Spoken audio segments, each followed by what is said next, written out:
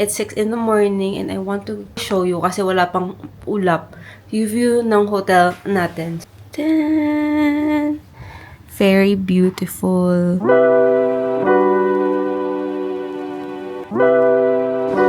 Ayan, ito yung sinasabi ko sa inyo, yung tinuturo ko kanina. Bathroom naman, sobrang spacious, very big. I like the mirror. Fried noodles. Papansin. And sausage.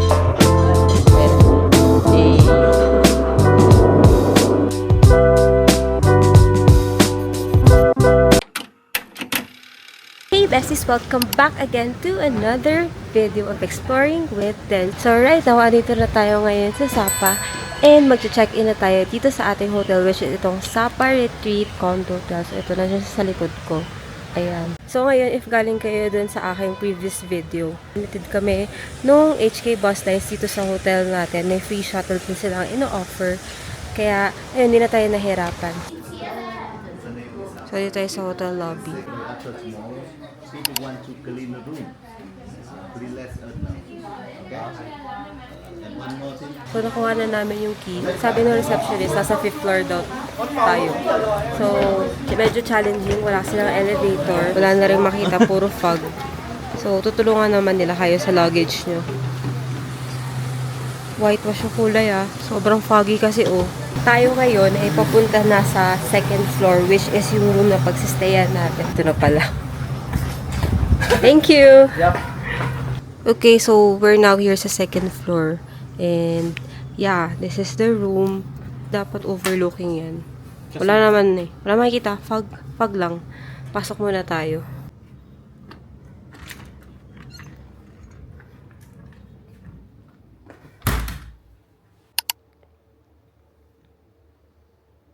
Meron ditong coffee tea area. Sofa, mga living area. Yan. May pa-roses dyan, may phone. And here, may in-offer silang mga slippers inside. So, para hindi tayo magpasok ng dumi. Here, may ref. Wow, may ref. Full-size ref. Full-size ref talaga, hindi sa pang-room lang. Hindi nakasaksak, walang laman. Walang laman. Tapos, may TV dyan, may wall clock na mali yung orasan. Ngayon ko lang napansin, meron din palang Netflix dito yung TV. So, perfect din. And ang perfect nito, may vanity mirror. So, may upuan yan. Kung mag-makeup, ganyan. Perfect for girls. May cabinet dyan. May drawer. Ito, walang laman. Although walang outlet. Ay, hindi. Ito meron. Joke, wala. Tinanapin natin later. And then, ito, queen size ba to? Basta very big bed. Good for 2. Ang lambot din. Testing.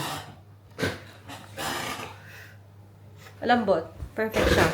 And over here, we have a vault. What is this? Siguro mga house rules to. Tingnan natin. Ah, yeah. Mga house rules. Yeah. And then, may pa-coffee dito and tea. Ito yung masarap na 3-in-1 na coffee, yung G7. May water. And then, over here, may kettle. Okay, over here, meron tong cabinet with hanger. So, perfect yan. Kung may mga isasabit kayo, may mga damit na ipinansya, ganyan.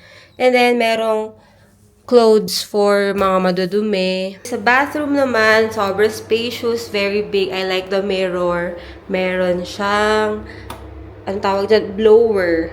May mga hygiene kit din dito. May baso, may hand soap. I love it. Ay! Ang laki ng Sunsilk. Oh, ayan. May body soap, may shampoo, and then may bidet. Thank you, Lord. May bidet. Ayan. And then, may towels na binigay. And then, may hot and cold shower, of course. Sobrang laki. Pwede ako tumambling. Pwede ka mag-split. Sa outlet naman, hanap tayo. Meron ako nakita dito isa. Isa dyan, sa may bedside.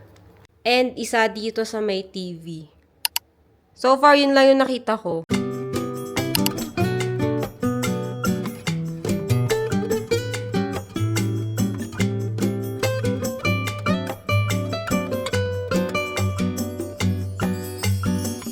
So, for this hotel, we will be staying here for 3 nights and ilalagay ko naman dito sa baba ng screen yung price ng room na to per night. So, binook namin to via Agoda. And, chinek ko na rin kung ilan yung speed ng wifi nila. So, per speed test, it's 313 Mbps. So, mabilis siya. And if you're working, perfect tong hotel na to sa inyo.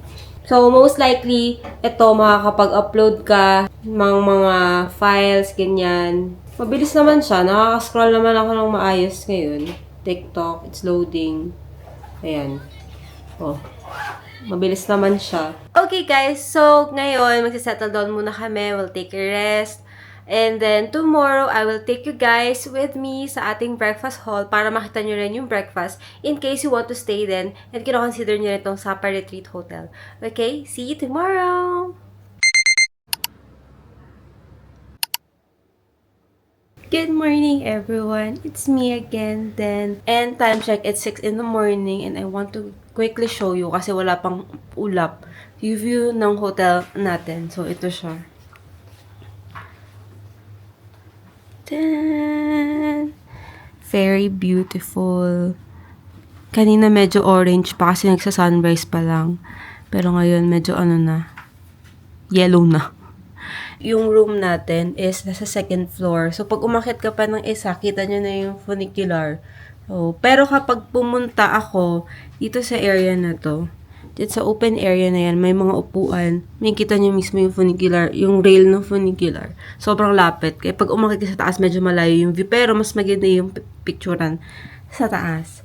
So, ayun, share ko lang. Ayan, ito yung sinasabi ko sa inyo, yung tinuturo ko kanina. Ito yung mas malapit na view. O, literal, ayan yung daanan ng rail. Ayan. Diba? So, pag umakyat kayo, dyan sa taas, second, third and fourth floor, mas kita yung funicular. Actually, mas kitang-kita dito eh. Pero mas maganda lang mag-picture dun. Pwede naman kayo umakyat dyan. Tambay-tambay kayo dyan, no? Pag morning. Ang sarap dito, grabe. Ayoko na umalis. Ganda. So, yung breakfast hall sa baba, second floor tayo and one floor down lang naman.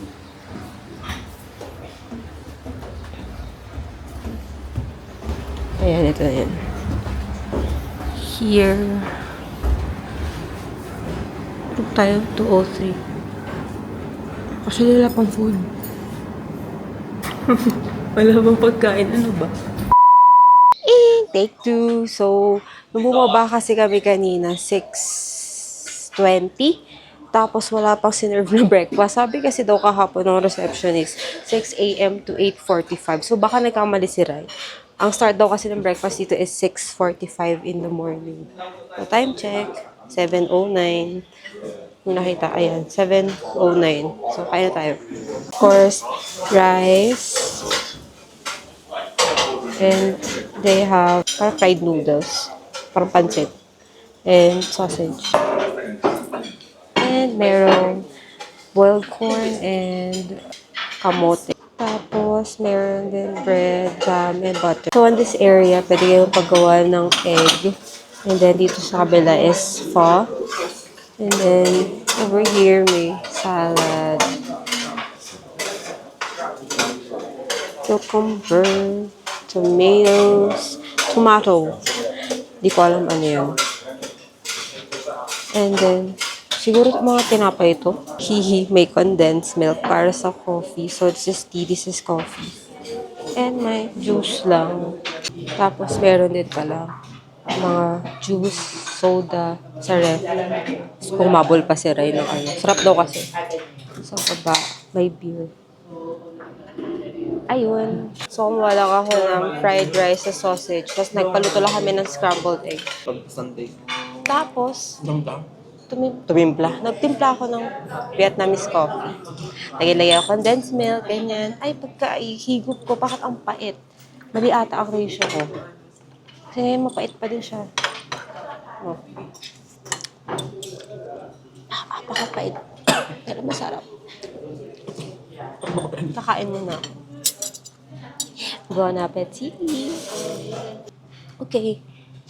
Tapos na kami kumain. And very small lang yung selection ng food. But, masarap.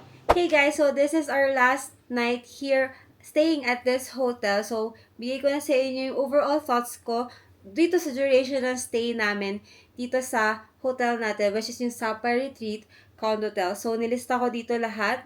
Ibi-breakdown ko isa-isa from the price point, yung room, yung breakfast, and yung location, and if i-recommend ko ba itong hotel na to. So, let's begin. For the price point, we were able to book this room for 4,475 and 59 cents sa Agoda for 3 nights. So, ang lumalabas niyan, 1,491.9 per night for 2 packs for this room. So, very affordable and pasok na pasok sa budget if affordability yung pinag-usapan natin dito. If nagtitipid kayo and gusto nyo makascore ng ganito kalaki room, yes, sobrang mura ng room na to. Next is yung room. Pag-usapan natin yung na-observe ko sa room na to during the 3 nights. So, first is very, very spacious. Sobrang laki ng room as in, kasi itong area na inupuan ko, this is living room nung kwarto.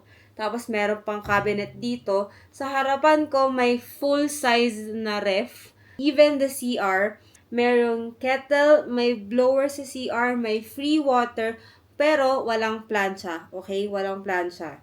The bed was very comfortable to sleep in. And meron siyang 4 na pillows and meron siyang 2 throw pillows. So, kung mahilig kayo sa pillow, pag natulog na surrounded kayo by pillows, yes, marami silang pillows na provided. Malaki yung bed, very spacious, hindi kami nagkakasalubungan ni Rai nung natutulog kami. One thing that I love also about this room is yung vanity area. So, meron siyang mirror, tapos may upuan, tapos may drawer. So, sobrang perfect. Doon ako nag-aayos, nagme-makeup, nag-ano ng hair, and all. Love ko yun. Give ko yun sa kanila kasi gusto ko lang ganun, especially for the girls. The TV has Netflix and YouTube. Nung unang araw, akala ko wala kasi nung nakita ko ni remote, ay Netflix na yung nakalagay na button. Usually kasi dapat may YouTube para malaman kung may YouTube. So, nung open namin yung TV, yes, merong YouTube. Sa CR, merong hot and cold shower and merong bidet. Perfect. Tapos, meron din sa room na provide na slippers para hindi nyo ipapasok yung mga shoes nyo. Pero choice nyo naman din yun. Kami kasi prefer namin na nandito lang sa sides yung mga pang-outdoor na ginagamit namin para hindi madudumihan yung kwarto. And also, maraming hangers na provide. Sobrang dami as in. Hindi ko alam kung ilang piraso yun. Next, let's talk about the view of this room. Okay? Sobrang perfect ng view ng room na to dahil paglabas mo, yung mountains andyan. Tapos, dito, yung funicular. Yung paakyat ng Fancy Pan. Although, take note lang, we are currently staying at the second floor. Hindi siya kita. Pero, pag lumabas ako, meron kasi parang area na puro upuan doon. Katabi mo, yung funicular, as in, face-to-face kayo. Tapos makikita mo yung rail.